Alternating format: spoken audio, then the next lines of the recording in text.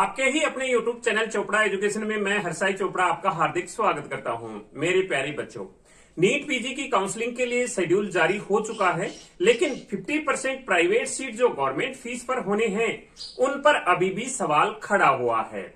क्या ये इस साल के लिए ये सीटें होंगी या नहीं होंगी, पीजी के लिए होंगी या फिर यूजी के लिए होंगी, इस विषय पर हम इस वीडियो में चर्चा करेंगे।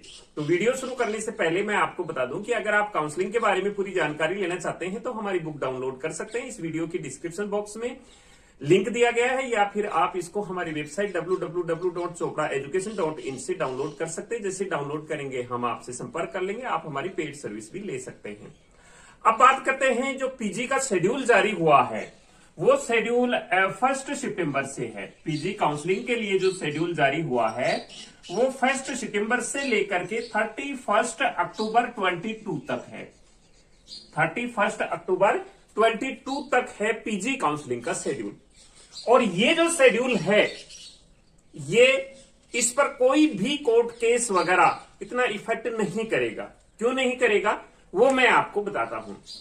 अभी सोमवार मंडे को सुप्रीम कोर्ट में एक हियरिंग थी। सभी स्टूडेंट्स ने, जो पीजी स्टूडेंट्स हैं जिन्होंने पीजी का एग्जाम दिया था, नीट पीजी का, उन्होंने सभी ने मिलकर के सुप्रीम कोर्ट में एक केस फाइल किया था, जिसमें यह कहा गया था कि नीट पीजी की काउंसलिंग पर स्टे दिया जाए, इसको अभी रोका जाए और नीट पीजी की जो क्वेश्चन पेपर है और आंसर की है उसको रिलीज किया जाए।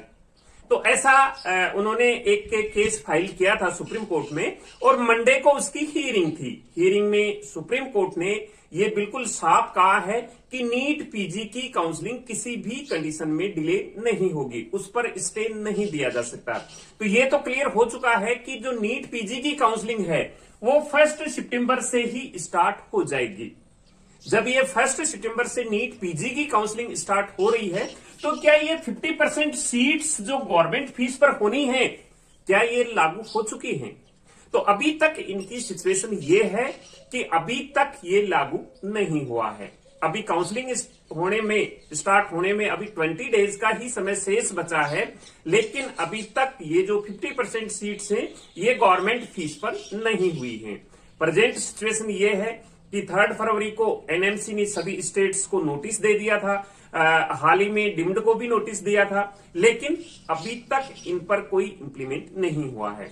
2-3 स्टेट्स ने अपने प्राइवेट कॉलेज को बोला है और डिम्ड यूनिवर्सिटी को बोला है, लेकिन उन्होंने कोर्ट में केस दायर कर दिया है। ये मैं आपको प्रीवियस वीडियो में बता चुका हूं। तो बात करें हम नीट पीजी के ये रूल लागू होने की, तो ये नीट पीजी में तो बिल्कुल पॉसिबिलिटी नहीं लग रही है कि ये रूल लागू हो जाए, लेकिन हो सकता है यूजी में अभी समय है, यूजी के लिए ये रूल लागू हो सकता है। लेकिन एक बात हम यहां ये भी मान के चल रहे हैं कि जो ये रूल था एनएमसी ने सभी को भेजा था, पीएमओ ने भी इसके बारे में अनाउंसमेंट किया था, तो ये यूजी और पीजी दोनों के लिए था।